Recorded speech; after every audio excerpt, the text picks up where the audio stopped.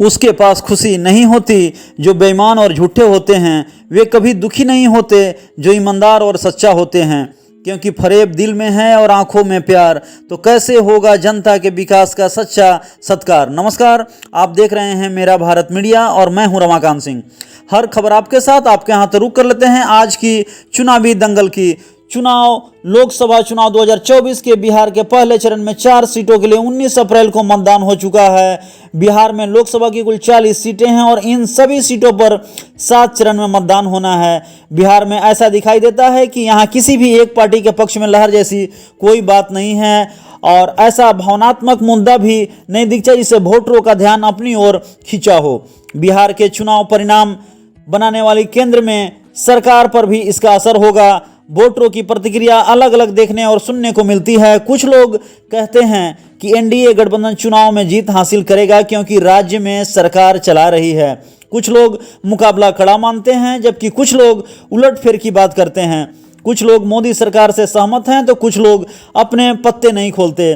बिहार में प्रधानमंत्री नरेंद्र मोदी और उनकी नीतियों पर बड़े पैमाने पर चर्चा होती है। समर्थक कहते हैं कि बीजेपी का कोई विकल्प नहीं है। मोदी के नेतृत्व में बीजेपी का प्रदर्शन उनके विरोधी दलों से बेहतर होना चाहिए। इस वक्त में इस बात में भी स्वीकार करते हैं कि एनडीए के लिए सीटों का आंकड़ा वर्ष 2019 में उनसे बेहतर प्रदर्शन से कम हो सकता है। ज्ञात हो कि 2019 में 40 में से 39 सीट एनडीए बिहार के खाते में गई थी।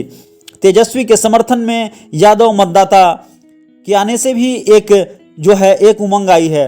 बिहार में एक बात को लेकर आम सहमति दिखाई देती पड़ती है कि राज्य के पूर्व उप मुख्यमंत्री तेजस्वी यादव एक ऐसे नेता के रूप में कड़ी मेहनत की है जो अपने पिता की विरासत को खत्म होने से बचाने की है। कुछ लोग कहते हैं कि मोदी जी के साथ हैं और मोदी जी फिर प्रधानमंत्री बनकर देश को ठीक ढंग से संभाले, लेकिन वह दिन भी दूर नहीं जब तेजस्वी बिहार की बागडोर संभालेंगे।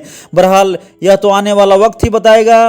वक्त तय करेगा कि चुनाव शुरू हुआ है और अंत तक जाते जाते किस करवट लेता है। लेकिन जो भी गठबंधन बनी है, पहले चरण में चुनावी सर्वेक्षण में सभी की नींद और चैन बेचैन कर रखी है। हर कोई मतदान में इतनी कम वोटिंग के बाद हाहाकार की स्थिति में है। सभी की रणनीति पर जनता ने चुनावी मोहर धीरे लेकिन एहसास दिलाया है।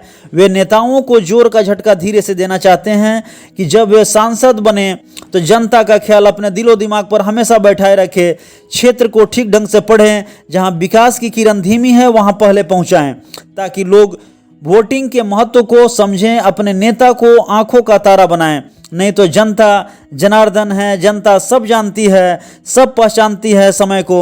वह नेताओं को नब्ज को बिना बोले दबाना जानती है। जनता का सेवादार बनिए, ठगदार ठेकेदार नहीं। एनडीए गठबंधन और इंडी गठबंधन में पार्टियों की भरमार है। सभी गठबंधन छोटे क्षेत्रीय दलों के साथ जोड़कर चुनावी समीकरण को साधने में लगातार भरसक कोशिश कर रहे हैं, लेकिन क्षेत्रीय पार्टियों के साथ सामंजस्य बिठाकर लोकसभा का नैया पार कराना एक चुनौती से कम नहीं दिखता है।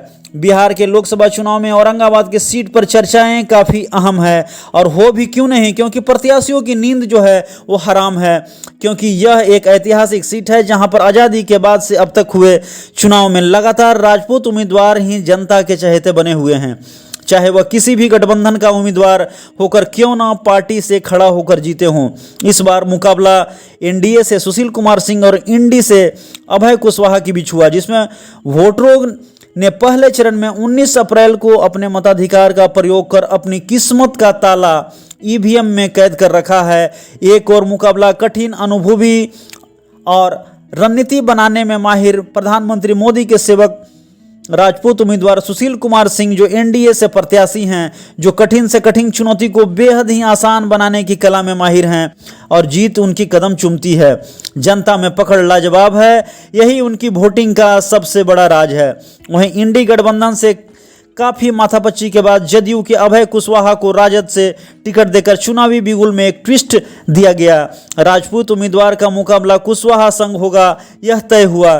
चूंकि मैं जातिगत उम्मीदवारी इसलिए दर्शा रहा हूं क्योंकि अब तक राजपूत उम्मीदवार सभी उतारते थे और उसी से सफलता इधर या उधर पार्टियों को मिलती थी, क्योंकि अभी तक आज़ादी के बाद राजपूत उम्मीदवार ही जीते हैं। लेकिन राजद ने यादव, मुस्लिम या राजपूत को टिकट न देकर कुशवाहा का कार्ड खेला, वो भी टिकारी क्षेत्र के रहने वाले व्यक्ति को उम्मीदवार बनाकर। जी हाँ, राजद की मंशा बिल्कुल साफ थी कि यादव मुस्लिम वोटर तो वोट देंगे ही, साथ में कुशवाहा समाज को वोट बैंक अपने पास रखने से जीत की सुगंध निश्चित मिलेगी और नीतीश कुमार पर एक चोट होगी। इसलिए दरअसल यह खेल पूरी तरीके से जो है दिमाग से रचा गया। वोटरों के समीकरण और उनके दिलो दिमाग को पढ़ने की कोशिश की गई थी। इससे भी यह बात बनती है कि पूरे तरीके से बनती हुई दिख नहीं रही थी कि भाजपा के वोट पर उनकी नज़र थी। वो वोट अगर अपनी ओर इंडी गठबंधन कर ले तो जीत और भी आसान हो जाएगी। उस वोटरों पर भी उन्हें समझाने और उन्हें दलित पिछड़ों का रहनुमा साथी बनकर उनके साथ वोट साधने की कोशिश की गई। इस प्रकार यह वोटिंग इंडी गठबंधन जो सुशील कुमार सिंह से नाराज कुनबा फॉरवर्डों का था, उसे साधने का प्रयास किया गया। इसमें रामाधार सिंह पूर्व मंत्री जो खासे नाराज सुशील सिंह से चल रहे थे, उन्होंने बिल्कुल जो है विपक्षियों के साथ मिलकर साधने का प्रयास किया है और बिल्कुल सुशील सिंह की रणनीति को खराब करने का पूरा प्रयास किया है, जिसकी पूरी तरीके से विपक्ष ने उसे लपका और जिससे पूरी तरीके से इस बार राजपूत उम्मीदवार का जीतने का ऐतिहासिक उम्मीदवारी पर लगाम लगाने का भी ये लोगों की तैयारी है। और इस जो भी प्रकरण है, इस प्रकरण से राजपूत उम्मीदवार की जीतने की ऐतिहासिक उम्मीदवारी पर लगाम भी लगाया जा सके।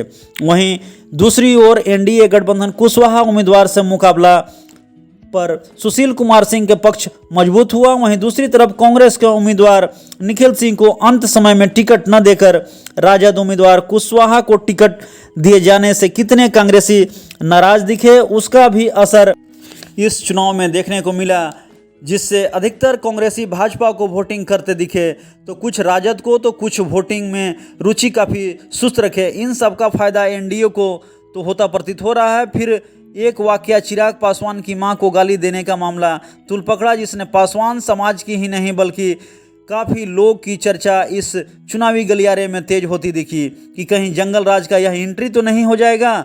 गरीब कल्याण योजना के तहत मोदी जी का कार्य भी गरीबों के भरोसा कायम करता दिखा, जिससे प्रत्याशी के ऊपर मोदी जी को लोगों ने देखा, साथ ही देश की सुरक्षा को प्रमुखता दी।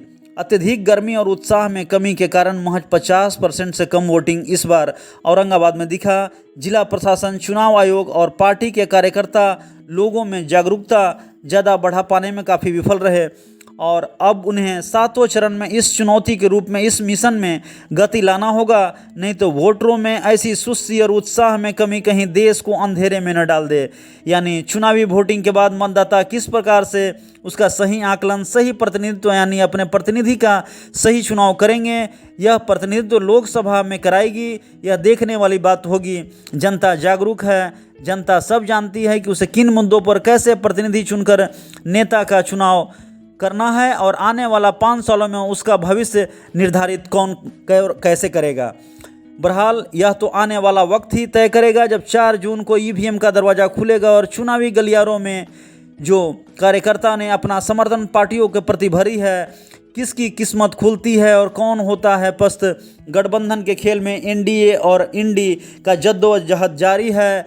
फिलहाल चुनावी सर्वेक्षण बता रहा है कि बिहार के औरंगाबाद लोकसभा सीट पर चुनावी लहर में जनता ने ऐसा मारा है हिलोरा कि नेताओं की नींद गई, चैन गया। ईवीएम में बंद मतदाता के आशीर्वाद के बाद मचा हाहाकार।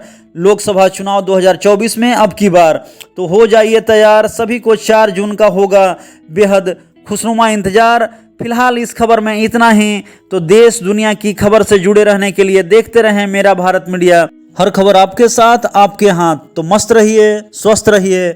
मिलते हैं अगले खबर में।